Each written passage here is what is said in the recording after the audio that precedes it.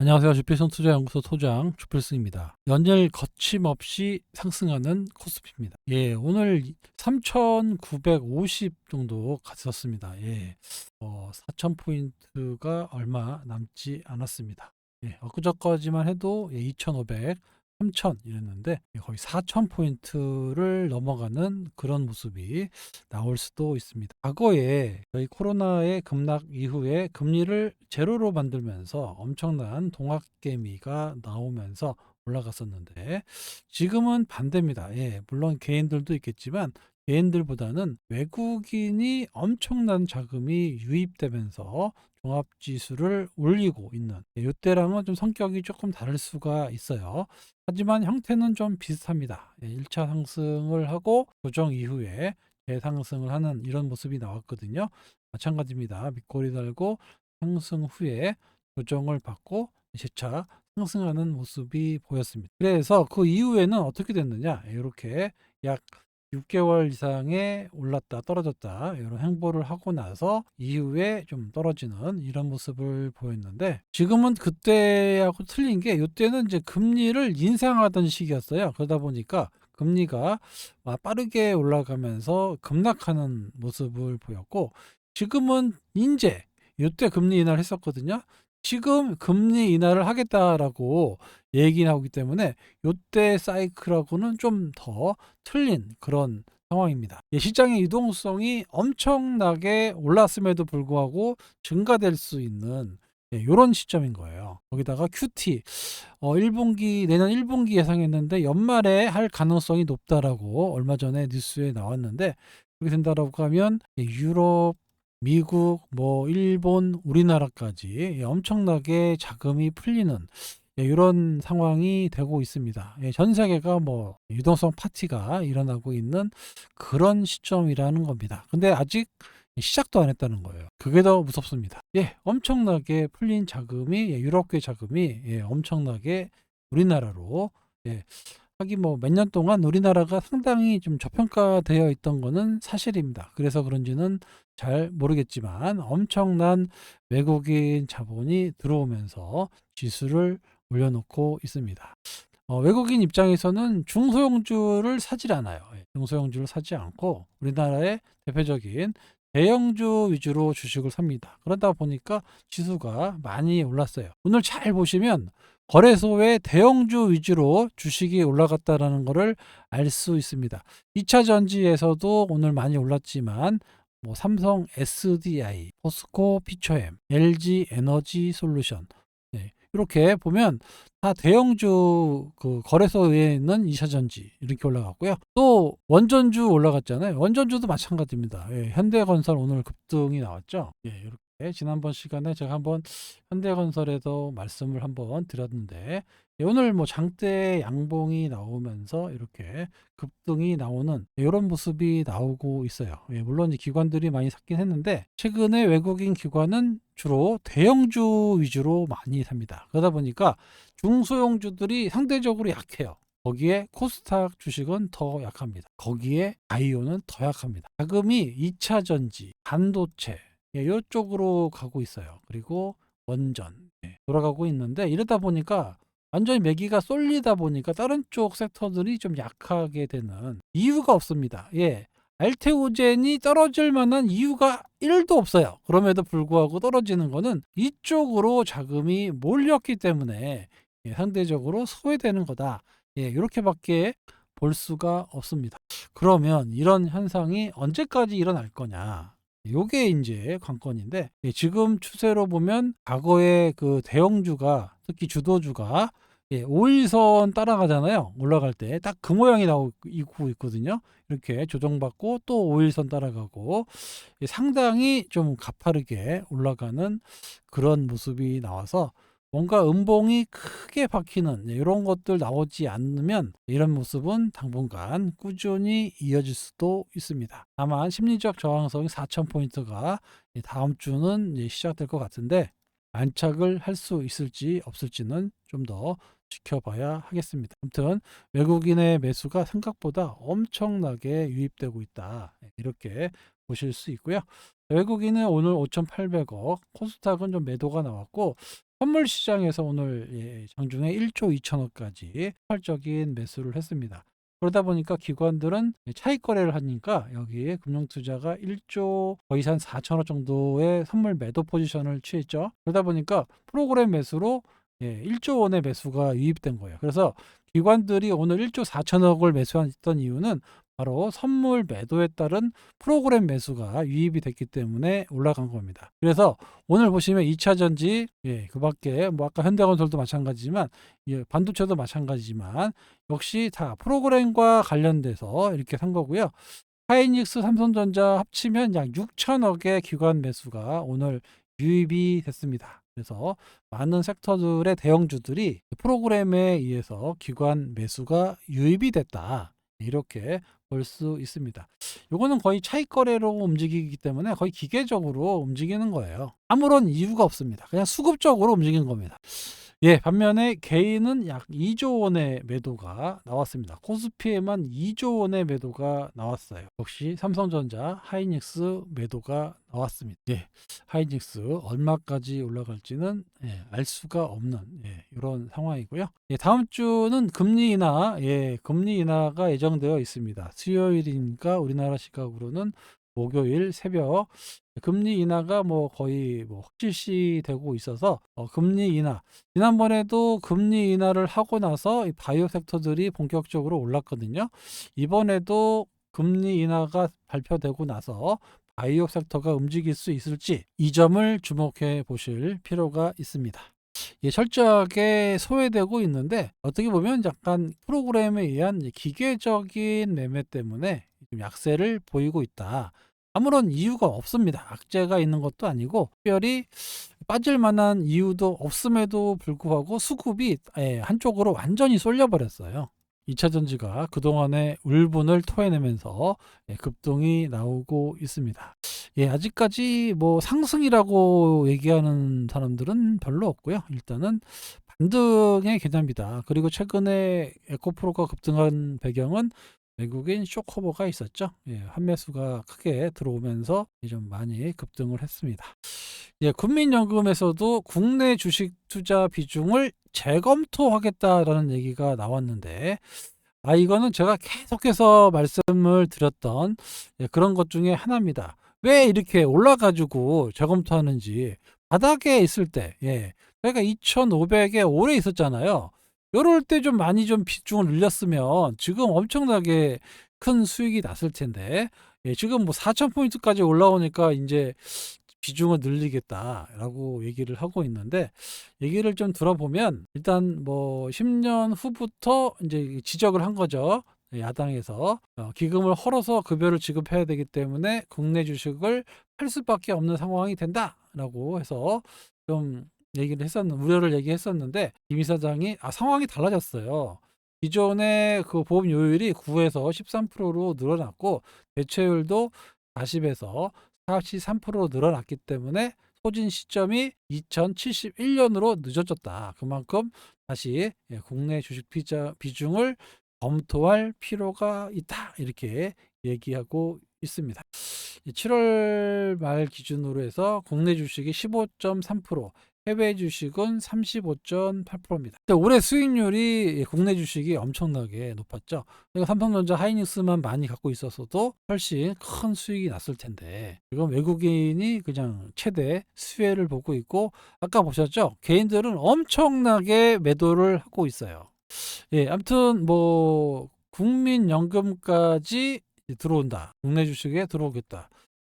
여기 좀 들어와서 코스닥 같은 거 좀 사줬으면 좋겠는데 그것보다도 역시 대형주 위주로 매수를 많이 하겠죠. 하지만 그래도 코스닥 주식은 개인 외국인들보다는 국내에서 투자는 어차피 위탁으로 맡길 거거든요. 그러면 이 코스닥 시장에 기관들이 아무래도 매수가 유입이 될 겁니다. 그러면서 상대적으로 코스닥 시장도 좀 수급이 좀 수혈이 안 되었던 부분도 좀 수혈이 되지 않겠느냐. 물론 뭐 당장의 얘기는 아니지만 국내 주식 비중을 늘린다라고 하면 코스닥 시장의 큰 호재다. 이렇게 보실 수 있습니다. 비중 늘린다고 해서 다 삼성전자 몰빵하는 거 아니니까.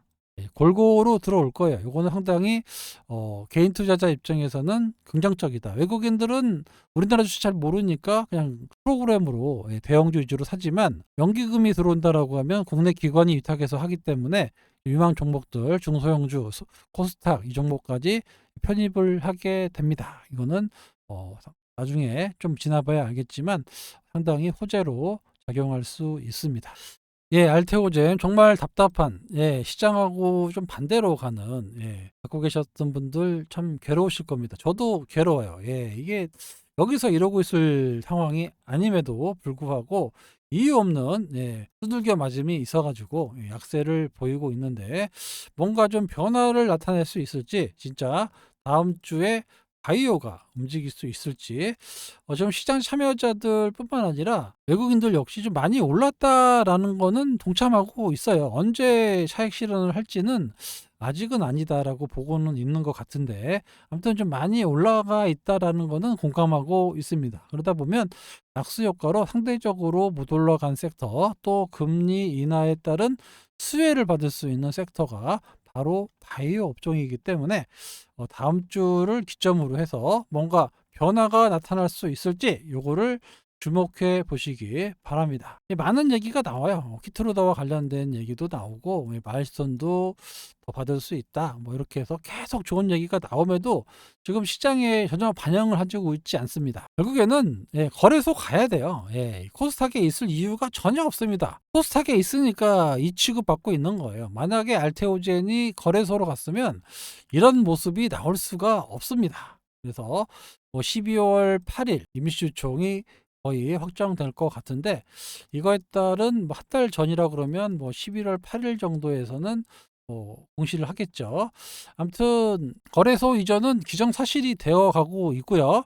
어제도 말씀드렸지만 회사 측에서는 10군데 이상하고 라이센스 계약을 하고 있고 상당히 빠른 속도로 진행하고 있다. 계속 얘기가 나오고 있어서 기대는 하고 있는데 안 나오니까 참 답답하긴 합니다만은 연말 안에는 나오겠죠. 이 정도 얘기했으면 과거도 보면 한 2개월 정도, 2개월 정도의 텀이 좀 있었어요. 그죠? 요거 얘기한 지가 꽤 됐거든요. 그러면 빠르면 11월에서 늦어도 12월까지는 한 건에서 두 건 정도 나오지 않겠느냐. 이렇게 기대하는 부분이 없지 않아 있습니다. 그래서 바이오 섹터가 어떤 시장을 주도하거나 아니면 순환매 성격으로 짧은 사이클, 1주든 2주든 간에 짧은 사이클이 나온다라고 하면 상당히 좀 짱대 양봉으로 나올 가능성이 높습니다. 왜 그러냐면 시장의 유동성이 엄청나요. 유동성이. 자금이 많다라는 거예요. 그런데 많이 올랐으니까 못 사는 거예요. 여기다 두고 추가적으로 막 대놓고 사기가 정말 부담스럽습니다. 2차 전지도 이제 바닥에서 엄청나게 올랐잖아요. 여기서 이제 야 이제부터 시작이다라고 살 사람이 거의 없다라는 겁니다. 그죠? 그러다 보니까 상대적으로 안 움직였던 섹터, 바이오 섹터가 금리 인하 때문에 수혜라는 건 다 알고 있기 때문에 움직인다. 그럼 이 이동성 자금이 이렇게 유입이 될 가능성이 높아집니다. 그러면 분명히 이렇게 큰 장대 양봉으로 나올 확률이 높아지고 있다라는 겁니다. 프로그램상 장대 양봉이 나서 올라가면 외국인들은 프로그램으로 매수를 하게끔 되어 있어요. 그러니까 장대 양봉이 나오면 나올수록 외국인은 무조건 프로그램 매수로 유입이 된다. 이렇게 해석하시면 됩니다. 그게 얼마 남지 않았다는 얘기예요. 지금은 수급 논리에 의한 조정인 거지 이 기업의 어떤 성장성이 정체되거나 이런 게 전혀 없다라는 거 이거를 꼭 기억해 두시기 바랍니다. 계속 제가 소통방에서 말씀드리고 있는 Y바이오가 오늘 100% 수익을 달성했습니다. 매수가 대비 100% 수익을 달성하고 갑자기 빠졌죠. Y바이오 로직스. 여기 장중에 22,950원. 저희가 최초에 1250원이라고 전에 말씀드렸잖아요. 그래서 2950원 100% 찍고 물론 조정을 보이긴 했는데 수급이 나쁘지 않습니다. 오늘 수급이 개인이 많이 팔았고 기관들이 보험이나 투신해설이 들어온 걸로 봤을 때는 나쁘진 않아요. 많이 올랐기 때문에 차익 실현 매물이 좀 나왔다. 이렇게 해석해 보실 수 있을 것 같고 뭐 눌러도 상관없습니다. 예, 2,800억에서 뭐 2,500억 가도 이 추세적인 영향은 없는 거고 예, 저희는 수익권에 있기 때문에 큰 걱정은 없는 이런 상황이다. 어차피 좀 더 팔 생각이 없어요. 계속 가져갈 계획이니까 예, 보시면 될 것 같고 그래서 제가 Y바이오 수익률 체크 오늘 설문조사 한번 돌렸는데 원래는 한 100% 정도 나야 되는데 이게 추가 매수를 하셔서 그런지는 잘 모르겠지만 좀 낮더라고요. 그래도 70% 수익 이상이 33%, 예, 50% 이상이 35%, 요거 다 합치면은 대충 해도 한 70%, 예, 70% 이상은 예, 다 최소 50% 이상의 수익이 Y바이오로직스를 나고 있다라는 거. 예. 물론 여기 30% 이상도 29% 됐지만 예, 바이오 섹터가 상당히 예, 부진한 상황에도 불구하고 올라가는 주식은 있다. 예, 이거를 제가 말씀드리고 싶어서 예, 이렇게 수익률까지 말씀을 드린 거예요. 네, 이 밖에 뭐 다음 달 삼성 바이오로직스 인적 분할과 관련해서 또 바이오 섹터에 좀 변화를 줄 수 있으니까 지금부터 여러분들이 부지런히 준비를 하셔야 된다. 계속 제가 말씀을 드리고 있습니다.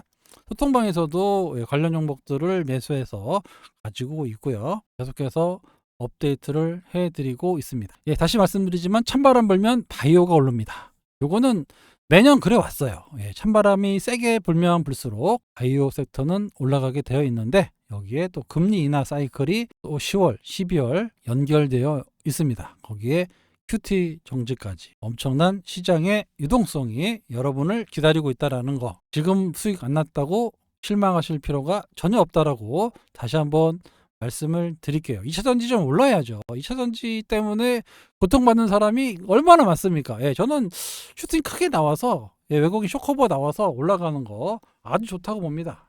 109%. 예. 슈팅 크게 나와야죠. 아직도 멀었습니다. 주봉 보면 아직도 멀었어요. 여기 보시면 이게 이제 고객 예탁금이거든요. 예탁금이 엄청난 속도로 최근에 유입이 되고 있습니다. 그래서 이 정도 갖고도 안 돼요. 사실은 한 10만 원, 15만 원 정도 가야 뭐 좀 매도를 하고 이럴 건데 아무튼 그나마 예, 좀 많이 올라와서 이번 참에 예, 좀 잘 예, 매도를 하고 나오셨으면 좋겠습니다. 예, 본전까지 간다는 말씀은 제가 드릴 수는 없겠고, 예, 바닥에서 많이 올라와서 어느 정도 올라오면 잘 분할 매도로 해서 잘 빠져나오셔야 되는 게 아닌가, 예, 이렇게 조심스럽게 말씀드릴 수 있습니다.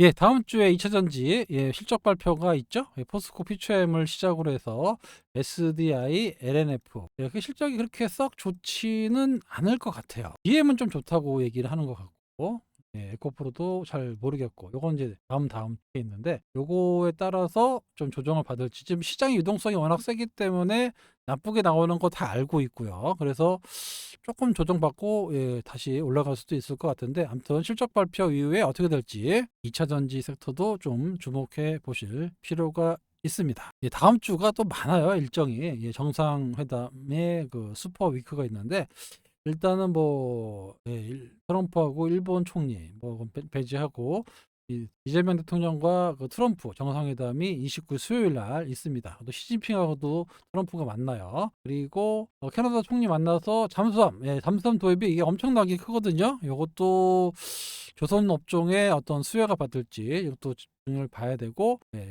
1일 날 또 이제 시진핑하고 드디어 만납니다. 이런 것들이 있어서 이런 내용이 시장에 또 영향을 좀 주거든요. 저번에 뭐 관세 협상이 잘 안 된다 그랬더니 또 환율 급등에 주가 빠지고 이런 것들 때문에 다음 주에 이런 것들 때문에 장중에 또 변동성이 커질 수 있다라는 거. 예. 하지만 시장은 유동성이 좋기 때문에 다 이겨내고 있어요.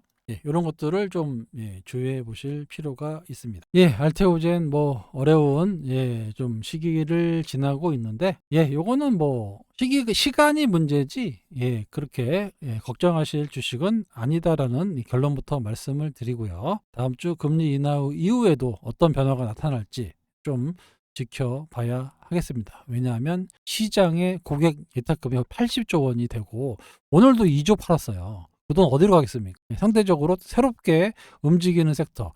2차 전지가 급등하게 된 배경도 보면 새롭게 2차 전지가 짱대 양봉이 나오니까 그쪽으로 돈이 많이 몰린 거예요. 마찬가지입니다. 그동안 몰려놨던 바이오 기업도 언젠가 순식간에 몰려요. 그러면 언제든지 이렇게 장대 양봉으로 올라가는 모습이 나올 가능성이 높아지고 있습니다. 바로 금리 인하라는 변곡점이 나타나고 나서, 지난번에도 변곡점 나타나고 나서 바이오가 강했거든요.